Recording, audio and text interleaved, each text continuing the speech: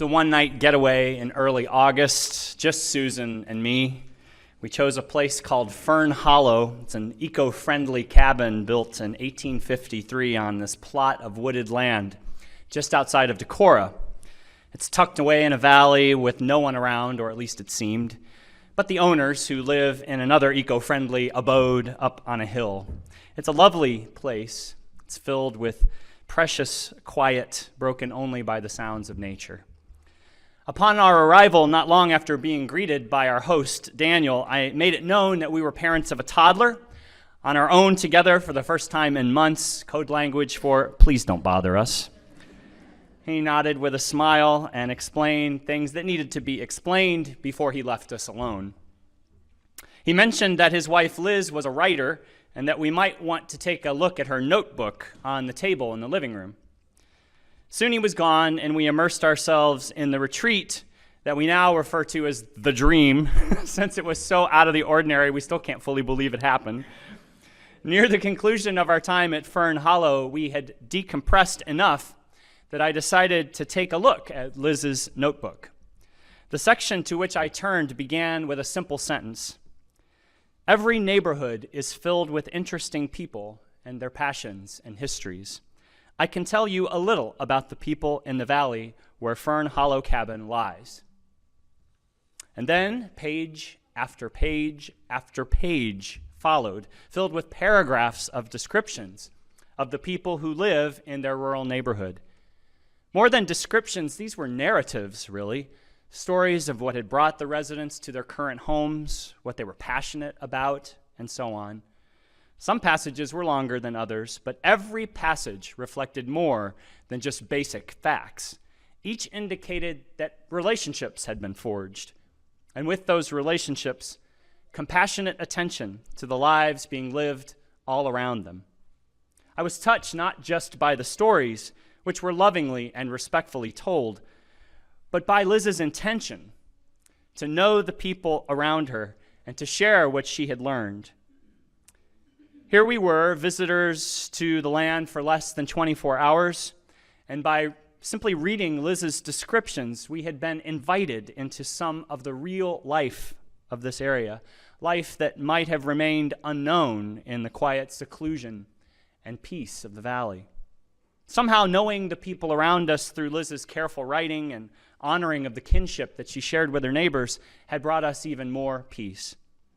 It was as if she had been asked to fill out that chart that you did, but instead of just simple one-word answers, she wrote paragraphs.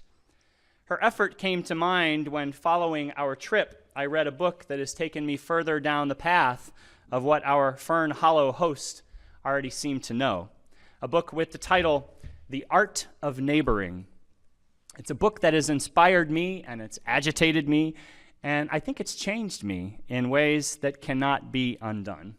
So as we continue to explore this month what it means to live a life of kinship, I'm going to share with you today some of what the book has led me to consider.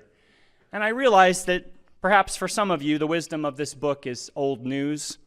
If so, bear with the rest of us who still need to learn. The book was written by two Christian pastors named Jay Pathak and Dave Runyon. A few years back, the two, along with 20 of their clergy colleagues, had gathered to meet with the mayor of their Denver suburb. They wanted to know how their congregations could best work together to help serve their city. The mayor's response to them was simple. He said that the majority of social problems facing the citizens in their town, from at-risk kids to elderly shut-ins, from dilapidated housing to increasing crime rates, could be eliminated or drastically reduced, he said, if we could just figure out a way to become a community of great neighbors. Well, following the meeting, the pastors were embarrassed that the mayor's answer was something they, as Christians, should have already known. After all, Jesus had taught that it was perhaps the most important thing to love our neighbors as ourselves. And so they embarked on a program of encouraging their members to begin getting to know not just the neighbors in the church they already knew, but in their neighborhoods, their actual neighborhoods. Now, they didn't encourage their congregations to get to know their neighbors as a means to grow their churches or with the goal of converting non-believers. They encourage them to get to know their neighbors because it is at the core of what their faith tradition teaches we are on earth to do, to love our neighbors, literally. While it's true that not everyone who is here today would consider themselves a Christian, at least not in a creedal sense, I'm guessing that most of us understand and accept the wisdom of loving our neighbors as ourselves, hearing in that teaching the same kind of golden rule message found in most of the world's religious and ethical traditions. Our own UU principles certainly encourage this kind of focus, for sure, as we affirm and promote inherent worth and dignity of all people, equity and compassion in human relations, the goal of world community, respect for the interdependent web, and so on. For most of us, the connection between our UU principles and the value of knowing, caring about, even loving our neighbors is clear. So clear that we might actually miss what is right in front of us. We may say, everyone is my neighbor, which leads us to say, I can't know everyone, therefore I'll do my best to love those I can, which usually means those we already know, even as we leave out those just down the street, if not next door. The pastors describe this tendency we have, writing, we have a metaphoric love for our metaphoric neighbors, and our communities are changed, but only metaphorically. In other words, nothing changes. Well, the pastors learned that they themselves needed to move the counsel, love your neighbors as yourselves, off of the bumper sticker, so to speak, and into practice, into a way of life. It's not only what they believe their God expects, they've learned through experience that it's what can actually help us turn around the isolation, the fear, and the misunderstanding that results when we don't know our neighbors. God or no God, I think a need to know our neighbors may be inherent in us. I'm kind of biased right now to think that way, especially as I watch my 18-month-old daughter, Claire, express her own art of neighboring. I don't know if you've had a child like this, but Claire hasn't met a neighbor she doesn't want to know. On our walks around the block, she looks down driveways to see who might be out. If a door is open, she heads toward it. If a car drives by, she waves. If a child goes by on a bike, she stops what she's doing to see if she can exchange a greeting with her soon-to-be friend. To know those around us and to be known is how we are supposed to be, at least through her eyes, and maybe some of too. But on the whole, it seems we rarely do this. We may refuse to know even those closest to us, literally right across the street, or even next door. We may live the bulk of our lives within a few hundred yards of people we barely know. Now, that chart that we used earlier in the service has been shared with thousands of people, mostly in churches, but elsewhere too, and the results have been pretty consistent. Apparently, about 10% of the people who fill out the chart can fill out the names of all 8 neighbors, just 10%. About 3% can fill out line B for every home, and less than 1% can fill out line C for every home. Now, I know you all are accomplished community people, neighbors, so certainly you're in the 10%, right? Even as the majority of us may agree that loving our neighbors as ourselves is important, many of us don't even know the names of our neighbors literally closest to us. Now, love is a complicated word, right? It has many meanings and applications, but we can probably agree on at least one thing about love. To love someone, it helps to actually know their name. Just beginning to know the names of our neighbors may be an excellent place to start our own art of neighboring. Filling out a notebook of stories like Liz at Fern Hollow does is kind of like graduate level neighboring. Most of us are at the kindergarten level. I may be somewhere around 3rd grade myself, but mostly because I have been tutored by my wife, who, by example from her parents and her own innate good sense, is advanced at this art. Still, for me, and maybe for you, even small steps like beginning to know names may be a challenge. It's awkward, right, to ask the names of people that we may have waved to for years but never bothered to really meet. But for things to change, somebody has to be bold. Somebody has to break the ice. Just a few weeks ago, Claire walked up the driveway of a man in my neighborhood I have only known by face and car for most of the 12 years I've lived in my neighborhood. He came out to see what we wanted, and emboldened by the encouragement of that book, I took a risk.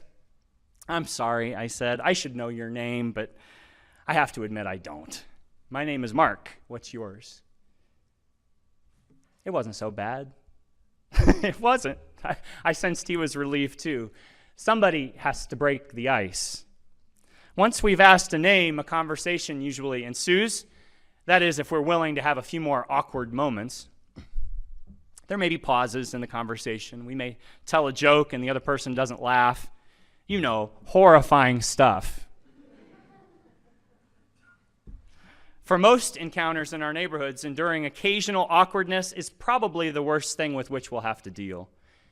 It's not really that bad. Now, I know that some of us have had encounters with our neighbors that have felt unsafe, if not damaging. Some of us have learned through painful experience that we don't really want to be neighbors with some people around us, and not everybody wants to be our neighbor either. That's okay. Preserving our safety based on past experience is important. And if people choose not to want to get to know us, we can respect their choice. There's no harm in trying to be neighbors, and there's no harm in stopping if that's the respectful thing to do. There's a motivational adage I've heard salespeople use that I think applies here. Some will, some won't, so what? Beyond dealing with the occasional neighbor we find threatening or dangerous, or with whom we may have serious disagreements, most of our avoidance of our neighbors results from our self-imposed barriers. One of these barriers is time. We excuse ourselves from knowing our neighbors because we say we don't have time to know them. We're too busy. And truth be told, we may be. At least if we are imagining being a neighbor, it means we have to be available at all times for all reasons. But what I'm learning is that it can be a bigger time drain not to know our neighbors. How many occasions have we hopped in a car to go down to the store to pick up a missing ingredient or purchase a tool when we could have just asked a neighbor? How many times have we struggled to figure something out that a neighbor could have told us in a 10-minute visit? How many times have we parents scrambled for last-minute childcare while someone across the street sits alone? How much time and effort have we spent worrying about that poorly kept house down the street, maybe even getting authorities involved, rather than trying to get to know the stories of the people who live inside, people who might need some help that the neighborhood could provide? I know that time limitations are real, but so can be the value of knowing the people around us, even in some very simple ways. And then, of course, there is a barrier of fear for many of us. On the one hand, we may fear being rejected. On the other hand, we may fear being taken out of our comfort zone by being asked for something that exceeds our capacity to give. I've been afraid of this, I'll admit it. But now that I'm taking steps to get to know more neighbors, it hasn't happened, at least not yet. In fact, the more I've gotten to know my neighbors, even in the most simple ways, the more I have found that I have been receiving far more from them than they have ever asked of me. Sure, sometimes I've heard things that have made me uncomfortable, maybe even angry, but I've also learned things in our conversations that have helped me or inspired me, helped me see the world differently, expanded my understanding. And when they have asked me for something, I have actually been able to help in ways that have grown the bonds between us. So far, the rewards of growing these connections have been worth the risk, every time. I could tell you a lot of stories of my meager attempts to get to know my neighbors these past few weeks, these baby steps that I've taken. But most of them aren't really very exciting. They're pretty mundane, really. But I do want to share one story that features another barrier that holds us back in our willingness to get to know our neighbors, and that is the assumptions that we carry with us, assumptions that are often based on things that aren't really facts. A few weeks back, Susan and I were out walking with Claire and her stroller, and we crossed paths with a young mother and her preschooler on a big wheel. We stopped to chat. We exchanged names, where we lived, letting our daughters interact for a minute or two, standard stuff. Not a big deal. But as we chatted, I had this feeling that the woman was kind of closed off, like she didn't really want to be talking to us, like she was uncomfortable. After the encounter, I mentioned it to Susan, and as we continued on our walk, Susan shared that this woman she had actually met before, of course, and that she was a conservative Christian. Now, how Susan knew that, I don't recall, but now that I knew it, I started writing some fear-based assumptions in my mind, assumptions of why she may have been uncomfortable in the presence of the UU minister. Assumptions that, were not really necessarily based in enough information. Assumptions that could limit our future interactions. I'm not proud of this, but there it is. This is kind of the stuff we do. When we don't know our neighbors, or when we know them only a little bit, we sometimes create assumptions that may have little to do with facts.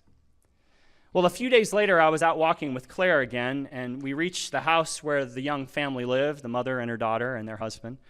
And Claire saw the daughter's big wheel in the front yard and headed for it. Seemed like fair game to her, I'm sure. Well, we were getting close to nap time, and we're several houses away from ours, so I didn't really want to redirect Claire at that moment, at least not yet. No sense in inviting a tantrum if I didn't have to. I was a bit uncomfortable standing in the family's yard without being invited, but I figured as parents they would understand. Well, I could see movement of bodies through their front windows. I was hoping our presence wasn't making them uncomfortable. Surely the mom would remember me. A few minutes later, a man came out carrying a big pink plastic car, his daughter at his side. He sat down on the steps, put the car down so his daughter could be in it and Claire could stay on the big wheel. I greeted his daughter by name and extended my hand to him. "Hi, I'm Mark, this is Claire," and we shook hands. He told me his name, and we exchanged some basic info and small talk, probably threw in a few comments about the weather, standard stuff. And then he asked me what I do for a living. I told him I'm the minister of the Unitarian Universalist Church. He actually seemed to perk up a bit, and he mentioned that he too had served in the ministry, explaining that he had worked for a few years at a residential facility in Colfax that helped people facing addiction issues. Teen Challenge, I think it's called. "Did you see a lot of people there struggling with meth?" I asked, trying to make conversation. "Oh, we worked with people with all kinds of addictions," he said. "Anything that might dominate their lives. Gambling, alcohol, homosexuality." He kept talking, but I just kind of nodded as that word homosexuality just floated down to the ground. And I began to piece together the kind of ministry he might have been doing. I was trying to embrace our potential relationship as neighbors, even though we might have some differences in philosophy and outlook. So I held my ground without reacting negatively. Loving our neighbors does not mean we have to agree on everything. Now, in the past, I might have tried to bring the conversation to an end so that we could both go our separate ways. But this time I tried to lean into the tension a bit without succumbing to it. He went on to talk about how a change in the administration of the facility led him to lose his job, how he'd been praying for guidance, how after a year of delivering bread, he was starting to feel called back to ministry. He asked about our church, and I told him that we're unique in town and that we're gathered by covenant rather than by creed, that we are a place where theists and atheists and agnostics come together to celebrate life and learn from each other. I fully expected him at this point to say, "Well, do you believe in Jesus Christ?" But he didn't. He said, "Well, that sounds healthy." "Yeah, we hope so," I said, surprised by his answer. "What do you mean by healthy?" "Well, in our Christian churches," he said, "we often think that if people don't agree, they don't belong. Sounds like you leave room for difference." "We sometimes have our challenges," I said, "but we do try to leave room." And then I spoke about how we were aiming to hire an associate minister to work with us on justice issues. "What do you mean by justice?" he asked. Again, faced with a choice. Should I hold back from sharing our priorities as a congregation? I quickly decided to be authentic, figuring it would be a better way to show him the same respect he had shown me. "Well, recently we've done a lot of work for marriage equality," I said. "We also have folks here at our church who care a lot about immigration issues and juvenile justice, anti-racism. I'm currently the board chair for a workforce development program called Project Iowa that trains underemployed citizens for career track jobs." I didn't want to dwell on the marriage equality thing. I put it out there and moved on, right? And so we talked some about Project Iowa. Maybe he was relieved he didn't have to talk about marriage equality, just like I didn't have to talk about homosexuality being an addiction. You know, it seemed like we weren't missing the forest for the trees. We were being neighbors. We were being neighbors. Well, soon Clara was ready to move on, so I again shook my new friend's hand, told him thanks for the chat. He said, "Stop by anytime. Whether I do or not is less important than that I know that I can and that he can come to my place." You see, we are neighbors now. It's really that simple, you know. We don't have to agree on much. We don't have to teach each other what we know. We don't have to change each other's minds. We just need to be civil and believe that there is something to be gained from knowing each other, from acknowledging that we inhabit the same block, from seeing that our worlds, different in some ways, are also similar in others, and filled with possibility. So many assumptions I had made, so many assumptions I could have kept making that would have kept me out of a possible relationship, simple though it is. So many assumptions that would have kept me from being a neighbor. The path of the art of neighboring is to go from stranger to acquaintance to real relationship. And it takes time. You don't do it in one meeting. It takes intention. It takes flexibility. It takes compassion. It takes not needing to be right. It takes monitoring our assumptions. It's messy and it's odd and it's surprising and it's awkward and often rich in ways we might not yet comprehend. There's a woman in the book who has gotten to know some of her neighbors who summed up her experience that I've been having as I've started to get to know my neighbors. She said, "I am learning that there are people right around me who have incredible things to share with me and with others. It's like I've been living next to a gold mine, but I was too busy to know there was gold right next door." It's true, isn't it? Sometimes we can be so focused on the minefield we imagine that we miss the gold mine. We miss the gold next door. I'm not a Christian in the same way the authors of The Art of Neighboring are, but their book has challenged me to live up to my faith, the faith that I claim, the faith that it actually matters that we know each other and that we can learn from our differences, that we are better together than we would be on our own.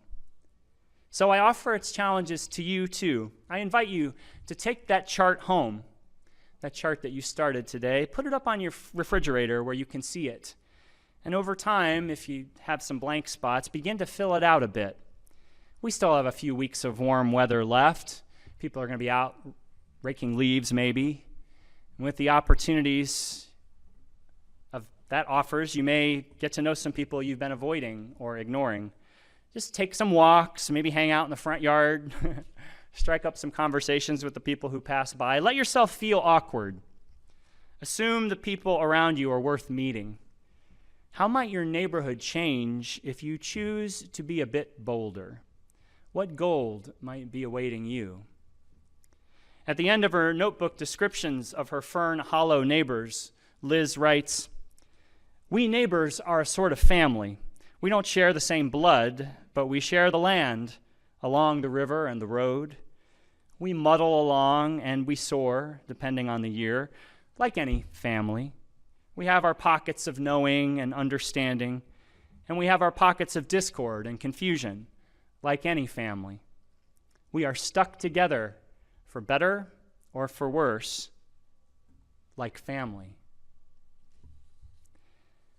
It's true, we are stuck together with our neighbors for better or for worse. So here's to us taking some steps to embrace our family, this family of neighbors, and all the kinship we may discover when we do.